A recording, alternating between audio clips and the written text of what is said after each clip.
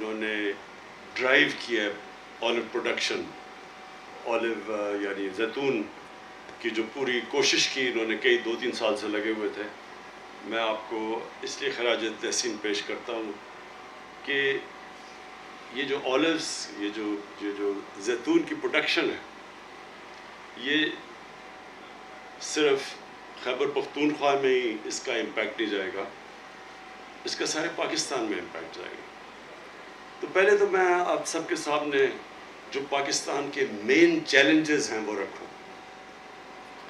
سب سے بڑا پاکستان کا چیلنج فوڈ سیکیورٹی. ہم ایک وقت تھا کہ گندم ایکسپورٹ کرتے تھے. یہ پچھلے 2 سال میں پہلے ہم نے کوئی 30 لاکھ ٹن امپورٹ کی، اس سال 40 لاکھ ٹن گندم ہم نے امپورٹ کی. اور اسی طرح چینی کا بھی ہمیں اس بار امپورٹ کرنی پڑی.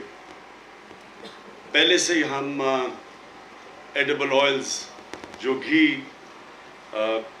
پام آئل، ہم وہ امپورٹ کرتے ہیں. تو جو آگے پاکستان کی بڑھتی ہوئی آبادی ہے، سب سے بڑا چیلنج فوڈ سیکیورٹی ہے کہ ہم نے کیسے اپنی آبادی کو نیوٹریشن دینی ہے، کھانا، ان کی غذا کیسے، ان کی پروٹین، یہ کیسے ہم نے ایک گورنمنٹ کی سب سے بڑی ذمہ داری ہوتی ہے اپنی قوم کو فوڈ سیکیور کرے. اس کے لیے کھانے پینے کی اتنی ہم چیزیں دیں کہ لوگوں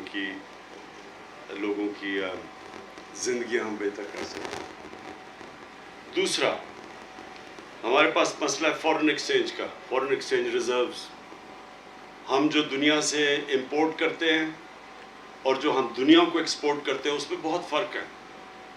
اب کم ہو گیا ہے، لیکن جب ہمیں گورنمنٹ ملی تھی تو پاکستان کی تاریخ کا سب سے بڑا خسارہ تھا. ہم $60 ارب کی تقریباً امپورٹس کرتے تھے اور صرف $20 ارب کی ایکسپورٹ کرتے تھے. تو ابھی ہماری ایکسپورٹس بڑھی ہیں، ہم نے امپورٹس اپنی کم کی ہیں، لیکن یہ بھی آگے بہت بڑا ہمارے لیے چیلنج ہے. ہمارا تیسرا چیلنج کلائمیٹ چینج. پاکستان بدقسمتی سے ان 10 ملکوں میں ہے جو سب سے زیادہ، جو یہ موسم میں گرمی پیدا ہو رہی ہے جس کو کلائمیٹ چینج کہتے ہیں، سب سے زیادہ وہ 10 ملکوں میں پاکستان بھی ایک ہے جو سب سے زیادہ متاثر ہے. اور پھر اس کے علاوہ ہماری ایک بڑھتی ہوئی آبادی ہے اور ہمارے دنیا میں دوسرا نوجوان آبادی ہے، یعنی سیکنڈ ینگسٹ پاپولیشن ہے پاکستان کی. تو ان کو ہم نے نوکریاں دینی ہیں، روزگار دینا ہے، یہ بھی بہت بڑا چیلنج ہے. اور پھر شہروں کے اندر ہمارے بڑی تیزی سے پولوشن بڑھ رہی ہے، آلودگی، تو یہ بھی چیلنج ہے. تو یہ جو ہم اپنے 10 ارب درخت، 10 بلین ٹری سونامی، اس کا کیا، سب سے پہلے اس کا مقصد یہ ہے کہ جو آنے والی آگے ہماری نسلوں کو خطرہ کلائمیٹ چینج سے ہے، اس سے یہ جو ہم 10 ارب درخت لگانے کا ہمارا چیلنج ہے، اس سے ہم اپنی آنے والی نسلوں کی حفاظت کر رہے ہیں. ہم ان کی فیوچر کو پروٹیکٹ کر رہے ہیں، اپنے بچوں کی فیوچر پروٹیکٹ کر رہے ہیں یہ سارے ملک میں درخت لگانے کے لیے. تو جتنے بھی ہمارے جن کے بچے ہیں ان کو اس لیے شرکت کرنی چاہیے اپنے بچوں کے لیے. جو نوجوان ہمارے ہیں ان کو اپنی مستقبل کے لیے اس 10 ارب tree tsunami, 10 billion tree tsunami میں شرکت کرنی چاہیے. یہ آگے ملک کی، یہ ساری دنیا میں کلائمیٹ چینج بہت بڑا ایشو بن گیا ہے، لیکن ہمارا ملک کیونکہ زیادہ ولنریبل ہے، زیادہ خطرہ ہے، اس لیے اس پہ سب کو شرکت کرنی چاہیے.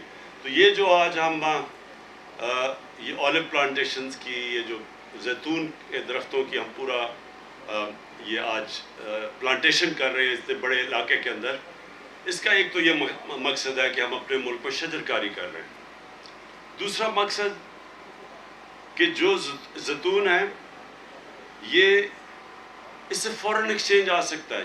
جس پیمانے پہ ہم یہاں زیتون کے درخت لگانے جا رہے ہیں، تو بجائے پاکستان اس وقت اپنا قیمتی ڈالرز اپنے خرچ کرے باہر سے ایڈیبل آئلز امپورٹ کرنے کے لیے، اگر ہم کامیابی سے یہ پوری طرح جو اب ہمارا پلان ہے سارے پاکستان اس علاقے میں جدھر زیتون لگ سکتا ہے اور خیبر پختونخوا کے اکثر علاقوں میں لگ سکتا ہے. یہ جو دریائے سندھ ہے اس کا جو رائٹ بینک ہے سارا سلیمان رینج تک اوپر قبائلی علاقہ, یہ سب سے بہترین علاقہ ہے زیتون کے درختوں کے لیے. اور وہ علاقے بھی ایسے ہیں کہ اور کچھ زیادہ اگ بھی نہیں سکتا وہاں.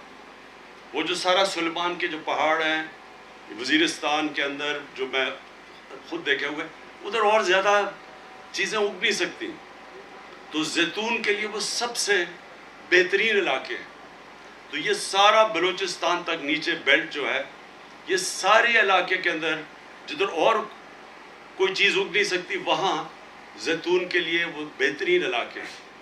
تو یہ جو ہمارا یہ جب ہم یہ جو کر رہے ہیں آج ہم نے شروع کیا ہے, اور یہ سارے پختونخوا کے اندر اور ابھی پنجاب کے کئی علاقوں میں اور بلوچستان میں بھی یہ جو کر رہے ہیں, اس سے پہلے تو ان علاقوں میں جدھر کچھ اگ نہیں سکتا ادھر وہ درخت اگے گا جو اگلے 100 سال تک, یعنی اس کی بڑی لمبی عمر ہوتی ہے زیتون کے درخت کی.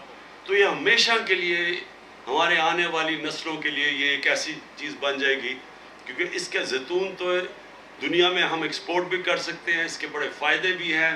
یہ بہترین کوکنگ آئل ہے, اس کے قرآن شریف میں اس کا ذکر ہے زیتون کا. تو اس کے وہ فائدے ہیں جو کہ ابھی تک اللہ نے ہمیں اتنی نعمتیں دی, اس ملک میں اتنی 12 موسم دیے, لیکن ہم نے فائدہ نہیں ان کا اٹھایا. تو یہ اس کا اگلا سٹیپ ہے. پھر روزگار, یہ جو شاہ فرمان نے بات کی, ان علاقے میں ہم نوجوانوں کو ان کے ساتھ مل کے روزگار دے سکتے ہیں. ہم یہ جو اس کی پروسیس کے اندر بڑے نوجوانوں کو نوکریاں مل سکتی ہیں.